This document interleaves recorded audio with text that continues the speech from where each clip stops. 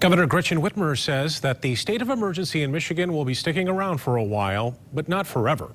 She spoke with political reporter Rick Albin today, and he asked how much longer. At a time of a pandemic, we have been under emergency orders. The state has been in a state of emergency since back in March. We're going back to school. We're starting to play sports. Some schools are opening and then reclosing. What is your best take about how long we will continue to live under the executive orders, the emergency orders, and stay in a state of emergency? I appreciate the question, Rick. I think that there's a couple of points that are really important. First and foremost, Michigan's not alone in this.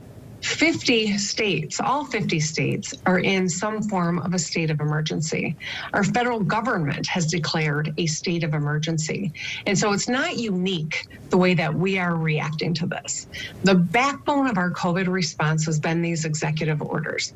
We have saved thousands of lives. Our economy is in the top 10 in the nation in terms of recovery. When you look at national maps, Michigan stands out because we're in a stronger position than most other states in this nation.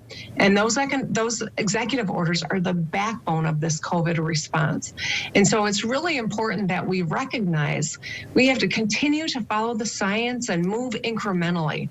But as you pointed out, we've got kids back in school, we've got additional businesses that have re-engaged, and we're on the cusp of flu season. And so now is no time to let down our guard.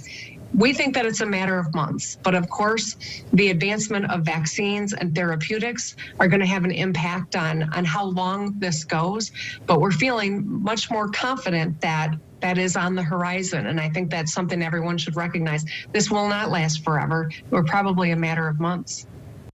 That was the governor with Rick Albin earlier today. Rick, I got to believe this was a wide-ranging interview. Yeah, we talked about a lot of things, and it was interesting because it was not just about when the state will get some relief from the state of emergency, but another subject we're hearing a lot about. In fact, we've got a story tonight at 6, and that's about getting drivers and licenses and your plates renewed. If you have to go into the Secretary of State's office, getting that done in a timely manner, and you'll see that at 6. Plus a budget deal that was ratified that you and I talked about yesterday by the legislature and the governor.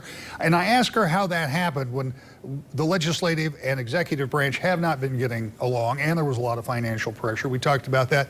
And I also talked to her about body cams. We've got a story coming up about body cams here in Kent County. And I asked her about the state police, if she thought it would be a good idea for them to have it. So we just kind of bundled it all up, and we're going to do it all tonight at 7 o'clock. You'll get answers to all of those questions in the 7 on 8. Yeah, folks might be surprised state police don't have body cams. I'll be perfectly honest, I was surprised that state police didn't have body cams. All right, Rick, you bet. More on that coming up. Thank you.